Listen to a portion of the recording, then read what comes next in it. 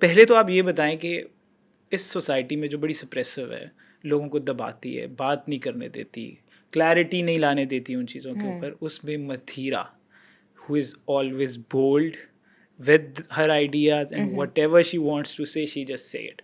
तो वो क्या मतलब कैसे how you able to do it?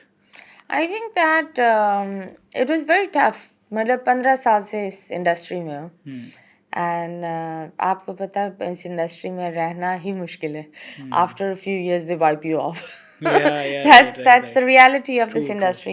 So the best चीज़ ये है कि I've been wiped off many times, लेकिन I've come back in a better way. Right. And सबसे अच्छी चीज़ मुझे ये लगता है that the society has accepted me for me. So that is really nice It's because like we have. transition in a way कि पहले start में बहुत बैकलैश आता था, अब थोड़ा थोड़ा आहिस्ता. I think जिस तरीके से उस वक्त आई रिमेम्बर सोशल मीडिया और ये चीज़ें नहीं थी, तो उस वक्त जो इंटरेक्शन होता था सिर्फ टीवी तक था होता था. It was just on the television screen. Right.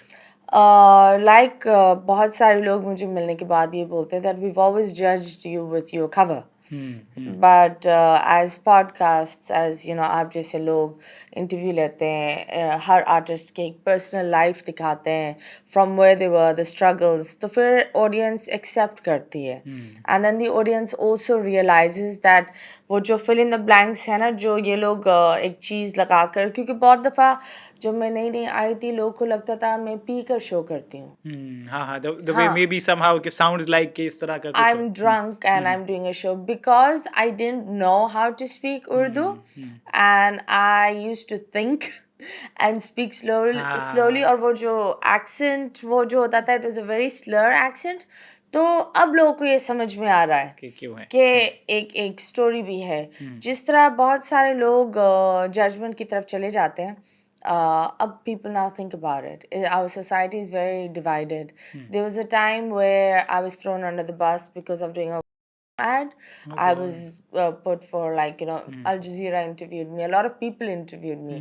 कुछ लोग ने मुझे ban करने का भी सोचा था that she's doing this ad. But now I'm so happy. Now we go to universities and we talk about the word condom. Things very like openly, condom. yeah, right. That needs to be said. So it's like 10 साल में we've done that. तो society भी थोड़ा थोड़ा बदल रही है.